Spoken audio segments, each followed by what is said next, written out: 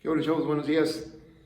Hoy es ya martes 23 de febrero del año 2021.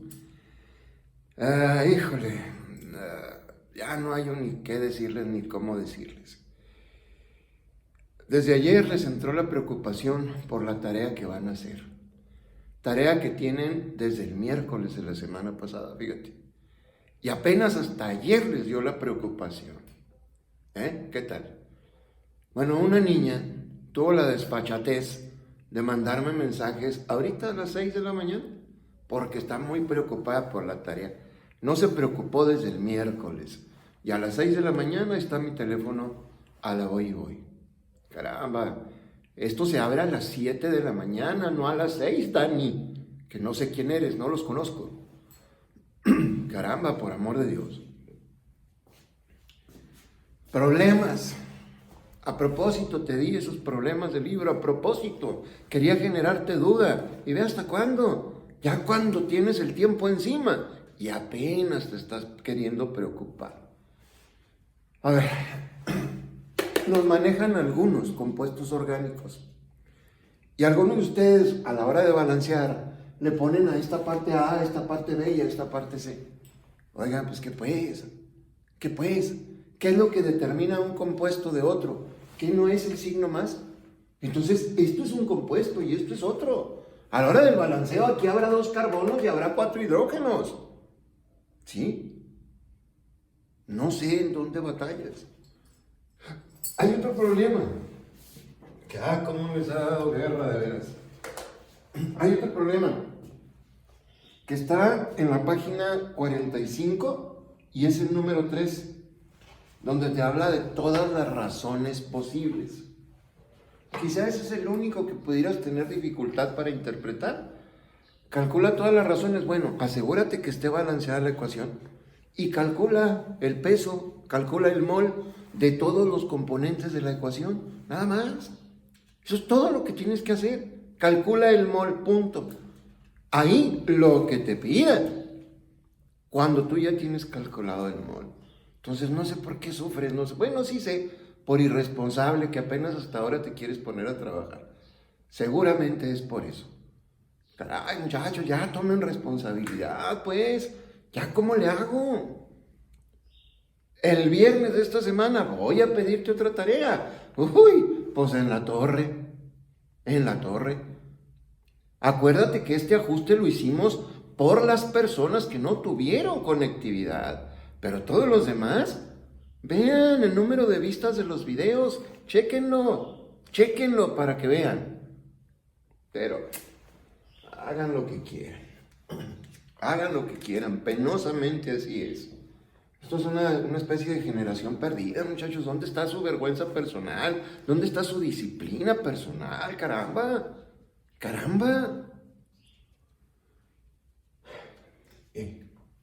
Te voy a platicar el día de hoy algunos métodos de separación de mezclas. Te voy a platicar algunos métodos de separación de mezclas y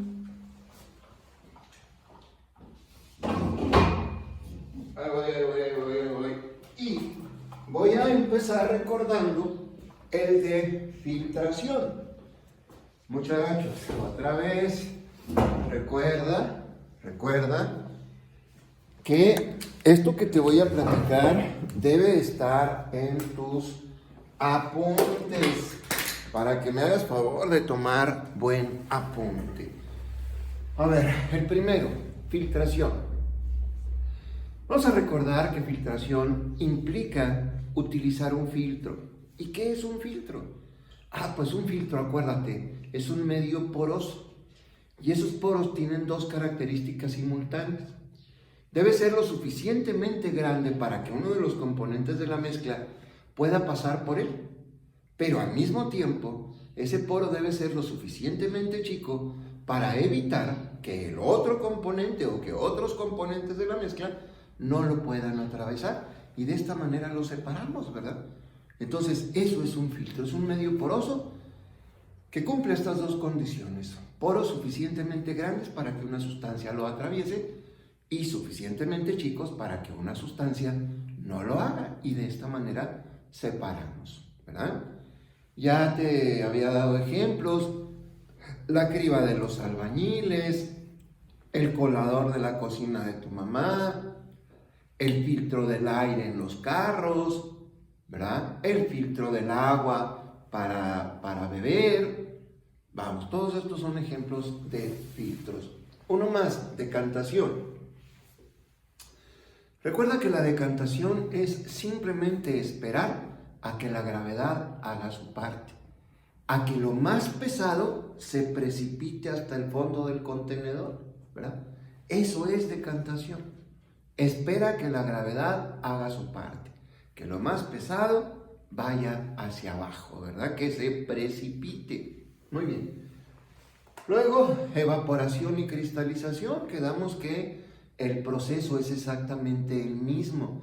El resultado es lo que genera nombres diferentes. Mira, la evaporación y la cristalización implica calentar la mezcla y lograr que uno de los componentes justamente se evapore, que uno de los componentes pase a su estado gaseoso, ¿verdad? Producto de que alcanzó su punto de ebullición, y que el otro se quede ahí, ¿verdad? Si el que se queda forma cristales, granitos, acuérdate, entonces le llamamos cristalización. Si no forma granitos, simplemente evaporación, ¿verdad?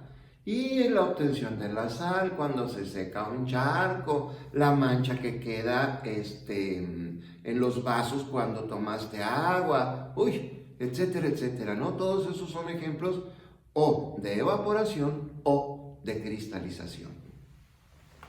Otro más: centrifugación. La centrifugación, muchachos, implica aplicar fuerza centrífuga, ¿te acuerdas? Fuerza alrededor de un eje en donde está sostenido, centrífuga, ¿bien? Aplicar fuerza centrífuga, que no es otra cosa más que una decantación acelerada, es decir, lograr que lo más pesado se proyecte al fondo, ¿verdad? Lo que la decantación hace es simplemente de manera pasiva, es decir, sin tener actividad. En la centrifugación lo haces mediante la aplicación de fuerza centrífuga, ¿verdad? Pero el principio físico es el mismo.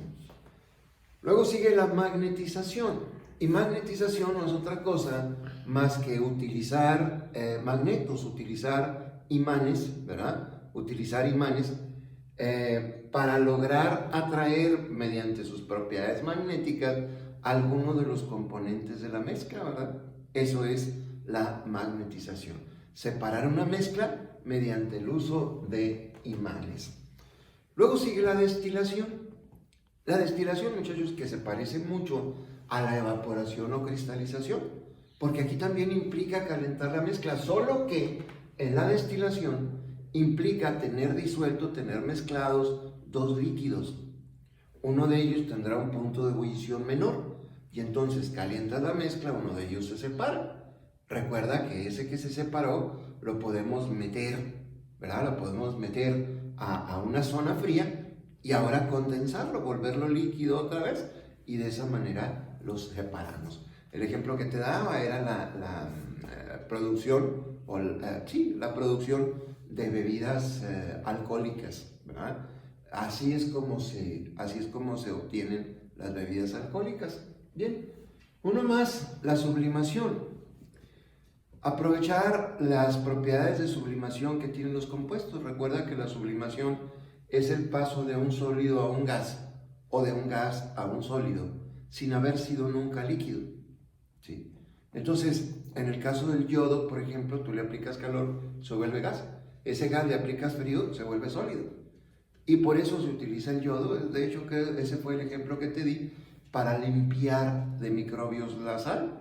El yodo es un veneno muy potente, entonces se lo incluyes a la sal, revuelves bien la sal con el yodo y luego aquella mezcla la calientas para separar el yodo, porque si no, pues cada vez que le echaras sal al taco, ahí te estarías atacando una dosis de veneno. Si de por sí el cloruro de sodio, la sal, es dañina para el cuerpo, es dañina para el cuerpo. Si todavía imagínate, aparte más con yodo, pues en la torre. Bien. Y por último, un método que tiene así un nombre bien cachondo, pero que en realidad es el que más aplicamos, ¿verdad? Que es el método organoléptico. El método organoléptico es aquel en el que aplicamos nuestros sentidos para separar una mezcla. Color, olor, sabor, quizá resonancia, quizá textura, ¿verdad? Tamaño, es decir, todo aquello que podemos nosotros percibir con nuestros sentidos. Te digo que se oye así medio espiritifláutico el nombre, ¿no? Pero pues en realidad es el más sencillo de todos los métodos. Muchachos, recuerden que el apunte de aquí no es simplemente anotarlos. El apunte de aquí es explicar cada uno de ellos. Digo, para que no te vayas a llamar engañado, ¿no? Y empieces con tus vaciladitas de que por qué un 4 y por qué un 5. Entonces, ahí tienes el dato. Claro, si quieres hacer tareas. Bien, esa fue la primera parte de la tarea que te pedí el día de ayer.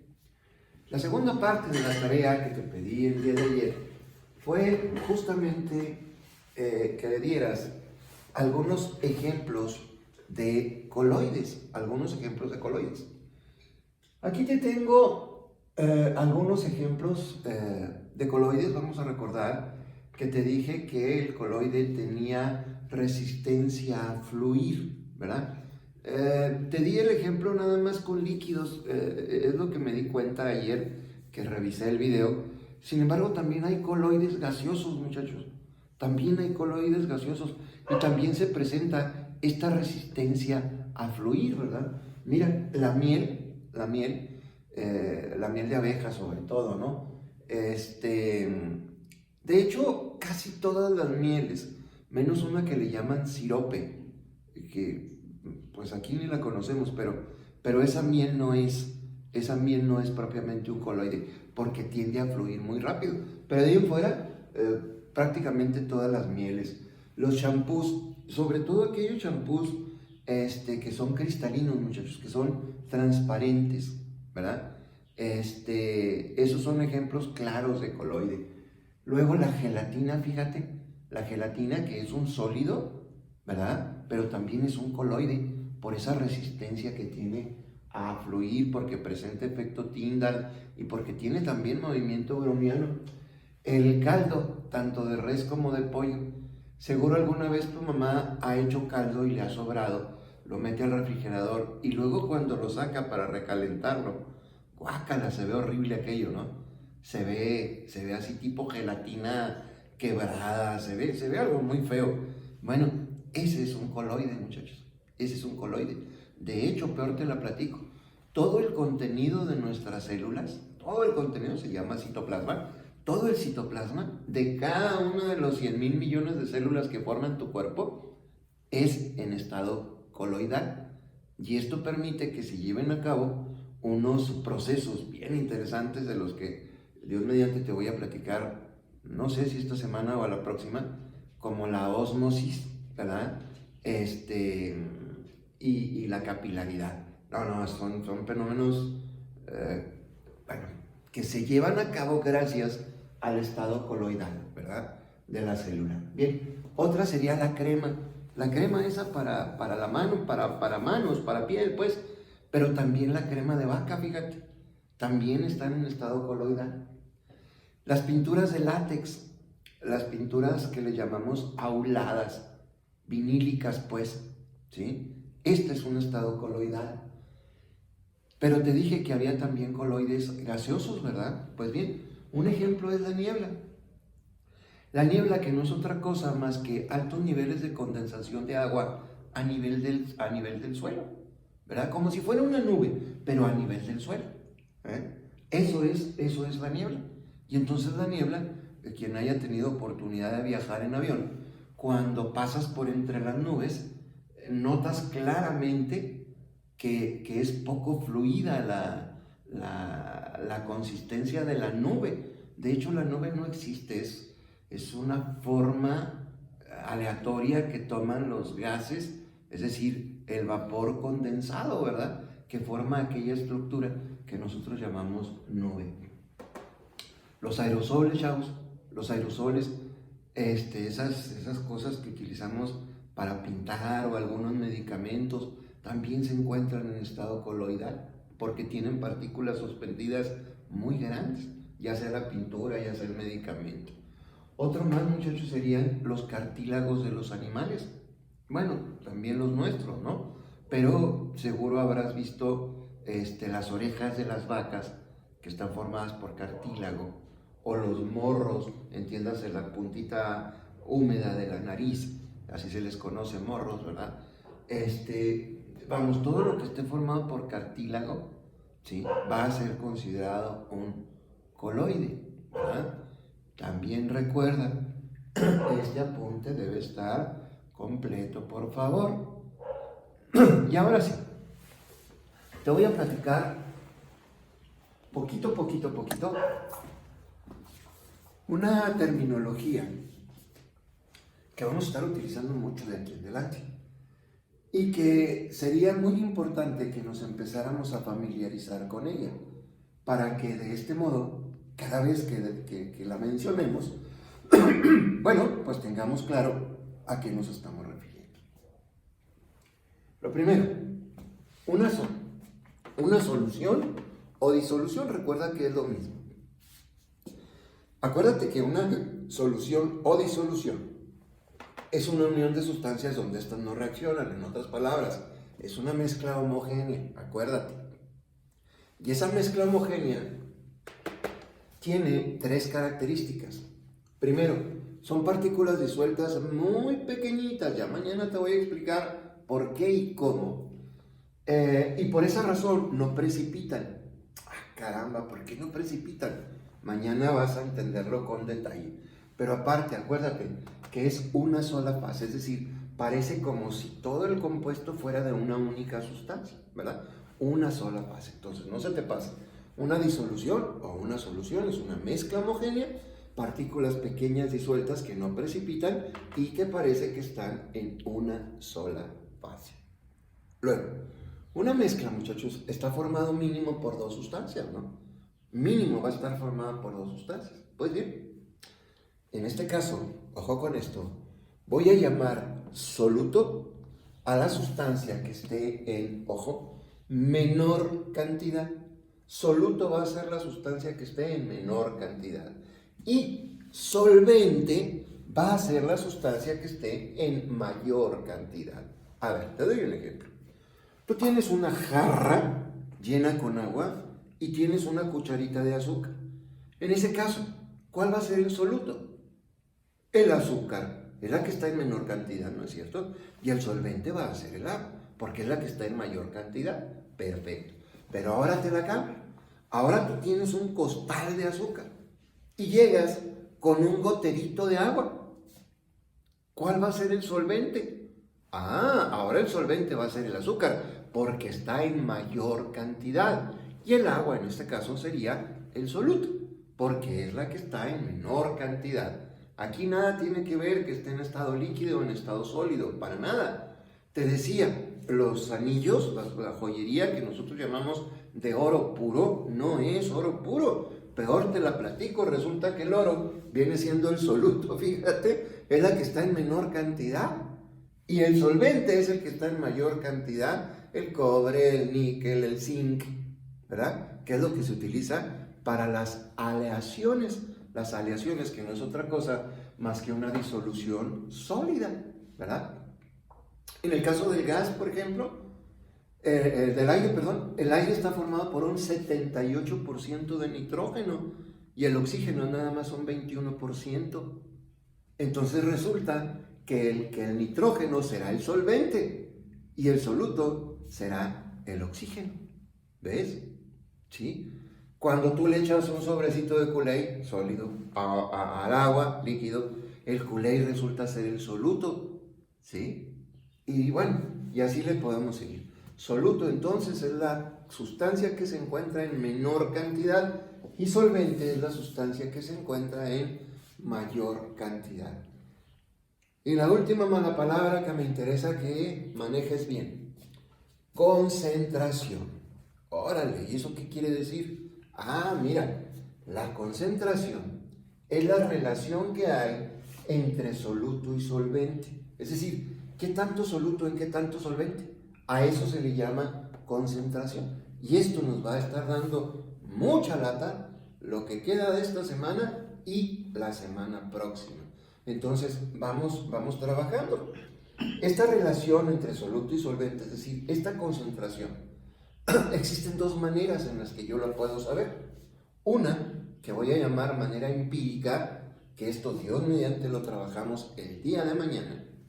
Y otra, que se llama valorada o medida, ¿sí? Y para valorar una concentración, para medir una concentración, puedo considerar dos tipos de unidades. Las unidades físicas, como masa, como peso, como volumen, ¿verdad? O las unidades químicas, y ahí te van otras malas palabras, molaridad, molalidad, normalidad. Chícales, ¿y eso qué es? La próxima semana, Dios mediante, los estamos platicando, ¿sí? Y están bien interesantes, ya verás. Entonces, muchachos, no se te olvide, es importante que conozcas esta terminología, que es una disolución, una mezcla homogénea que tiene estas características. Soluto, la sustancia que está en menor cantidad; solvente, la que está en mayor cantidad; y la concentración, que es la relación que tenemos entre soluto y solvente. Existen dos maneras de medir esa concentración, una que se llama empírica y otra que se llama valorada. Para medir, para valorar una concentración, puedo utilizar unidades físicas y utilizar unidades químicas. Te vuelvo a decir, importante tomar este apunte, no únicamente con mis rayas, explícalas por favor, ¿sí? De otra manera no va a ser considerado el apunte, sino cuando más tómale una foto a esto y atácalo, ¿verdad? Y no, para nada. Recuerden que el día de hoy es fecha en la que se entregan tareas a las 11:59 de la noche como fecha, como hora límite, ¿verdad? Ya si llega después, recuerda, las tareas ya tienen un valor del 50%. Si tienes problemas de conectividad, avísame desde el miércoles pasado, jueves pasado, no hoy a las 11:58, por amor de Dios. Aquí le dejamos. Tengan buena tarde. Adiós.